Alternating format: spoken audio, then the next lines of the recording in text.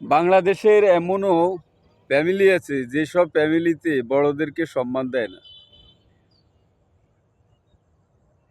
বড়দেরকে সম্মান দেয় না, বড়দেরকে যে সম্মানের স্থান সেই সম্মানের স্থানটা দেয় না।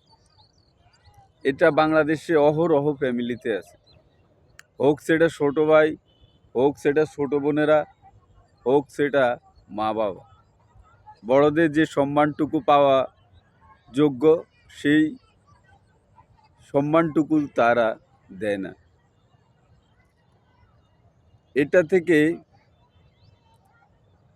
বড়রা অনেক সময় বঞ্চিত থাকে। একটাই কারণ থাকতে পারে তার পিছনে, হয়তো যে বড় তার হয়তো একটু টাকা পয়সা কম, এই কারণে তার গুরুত্বটাও কম।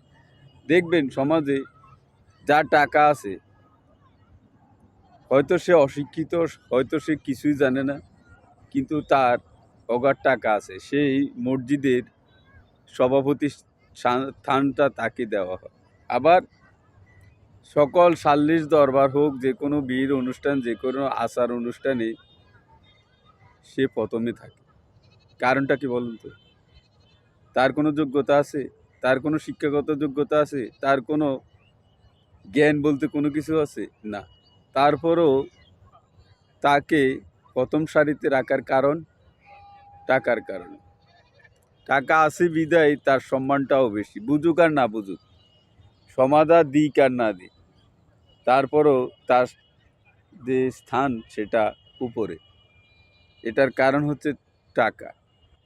তো এভাবেই টাকা যদি না থাকে, আপনার ফ্যামিলি, সমাজ থাক দূরের কথা, আপনার ফ্যামিলি আপনাকে অ্যাভয়েড করবে এই টাকার কারণে। ধরেন আপনার টাকা কম, এই কারণে যে কোনো ফ্যামিলির একটা আচার অনুষ্ঠানে আপনাকে শোনাবেও না, কারণ জানে হয়তো তার কাছে শোনালে সে কিছু দিতে পারবে না বা দিবে না। তো তাকে শুনিয়ে লাভটা কি? কোনো লাভ আছে? কোনো লাভ নেই। এই কারণে অনেক কিছু আপনার অজান্তে হয়ে যাবে। এটাই পৃথিবী, এটাই বাস্তবতা। এখানেই সব কিছু আসলে সীমাবদ্ধতা এই টাকার মাঝে। টাকাই এখন সম্পর্ক, টাকাই সব কিছু। যদি টাকা না থাকে তাহলে বলছি না যে আপনি শত বড় হন, কিন্তু ছোট ভাইরা, ছোট বোনেরা, বাবা মা কিছু আপনাকে জানাবেন, সব কিছু নীরবে হয়ে যাবে। যদি আপনি শুনেন তখন বলবে যে আসলে তোমাকে বলা হয়নি, বা একটা কিছু যে কোনো কারণে তোমাকে বলতে পারিনি, এইভাবে একটা কিছু না একটা কিছু বলে কাটিয়ে দিন। কিন্তু আপনার যে আপনি যে বড় সন্তান, সংসারের প্রথম সন্তান, বা আপনি সবার বড়, আপনার একটা দায়বদ্ধতা আছে, আপনার একটা জানার অধিকার আছে, সেটা থেকে আপনি বঞ্চিত একমাত্র টাকার জন্য। একমাত্র টাকার জন্য আপনি সব জায়গায় অবহেলিত। এটাই বাস্তবতা, এটাই সত্য, এটাই সত্য ঘটনা। টাকার কাছে দুনিয়া পাগল, আমি আপনি তো বাদই দিলাম। টাকা হলে বলছি না গুরুত্ব বেড়ে যাবে, যত দূরত্বই থাক গুরুত্ব বেড়ে যাবে একমাত্র টাকার কারণে। তো আসলে যারা এরকম অবহেলিত করে রেখেছেন বড়দেরকে, যারা বড়দের যে সম্মানটুকু ফিরিয়ে দিচ্ছেন না, হয়তো একদিন তাদের কাছে একসময় না একসময় তাদের কাছে এটার জন্য আফসোস করতে হবে, এবং একদিন না একদিন এর ফল ভোগ করতে হবে। যারাই হোক, যেই হোক, যেই ফ্যামিলিতে হোক, বড় তো বড়, সে একদিনের বড় হলেও বড়, 1 ঘন্টার বড় হলেও বড়, 1 সেকেন্ডের বড় হলেও বড়। বড়কে সম্মান করা আমাদের ধর্মেও আছে, বড়দেরকে সম্মান করো। এখনকার যুগ খারাপ, মানুষ খারাপ, বড়দেরকে মানে বড়দের দাম যেটা, এটা বড়রা পায় না, বড়দেরকে দেয় না, ছোটরা বেশি বুঝে।